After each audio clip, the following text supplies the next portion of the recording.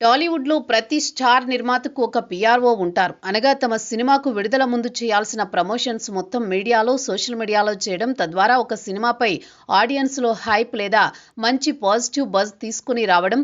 ఇందుకోసం నిర్మాతల దగ్గర భారీ రేంజ్లో డబ్బులు కూడా తీసుకుంటూ ఉంటారు. అయితే ఇది కూడా ఇప్పుడు పెద్ద మాఫియాగా అయిపోయింది. కొంతమంది పిఆర్ఓలు అందినంత డబ్బులు నిర్మాతల నుండి తీసుకుంటున్నారు, కానీ ప్రమోషన్స్ చేయడం లేదు. ఈ మధ్య కాలంలో సోషల్ మీడియాలో వచ్చే రివ్యూస్ ప్రతి సినిమాపై తీవ్రమైన ప్రభావం చూపిస్తున్నాయి. పిఆర్ఓలు సోషల్ మీడియాలో ఉండే పాపులర్ వెబ్సైట్స్ కొన్నింటిని డబ్బులు ఇవ్వడం, కొన్ని పాపులర్ వెబ్సైట్స్ ని పట్టించుకోకపోవడం వల్ల ఆ సైట్స్ సినిమాపై నెగిటివ్ రివ్యూస్ ఇవ్వడం మొదలు పెడతాయి. ఈ నెగిటివ్ రివ్యూస్ సినిమాపై తీవ్ర ప్రభావం చూపిస్తున్నాయి.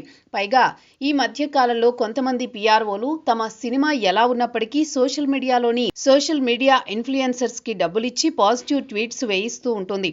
అదే సమయంలో తమకు గిట్టని సినిమాలను ట్రోల్ చేస్తూ విపరీతమైన నెగిటివిటీని ఒక సినిమాపై పెంచేలా చేస్తున్నారు.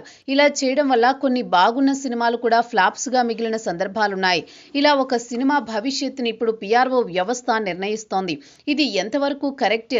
సంవత్సరాల తరబడి ఎంతో శ్రమించి ఒక సినిమా తీస్తే ఈ పిఆర్ఓలు కావలసినంత డబ్బులు తీసుకుని తమకిష్టం వచ్చినట్లు వ్యవహరించి నిర్మాతల రక్తం తాగేస్తున్నారు.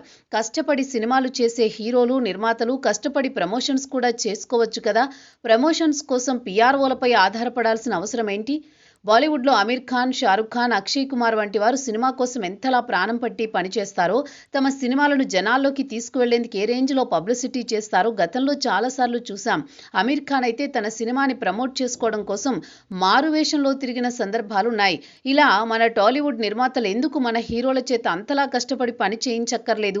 కనీస స్థాయిలో అయినా కష్టపడితే పిఆర్ఓ వ్యవస్థ మీద ఆధారపడాల్సిన అవసరం ఉండేది కాదు కదా. అలా ఎందుకు చేయడం లేదు అంటూ సోషల్ మీడియాలో విశ్లేషకులు ప్రశ్నిస్తున్నారు. దీనిపై రాబోయే రోజుల్లో నిర్మాతలు కఠినమైన చర్యలు తీసుకోకపోతే భవిష్యత్తులో ఈ పిఆర్ఓ వ్యవస్థ మరింత భారీ నష్టాలను చవిచూడాల్సి వస్తుంది.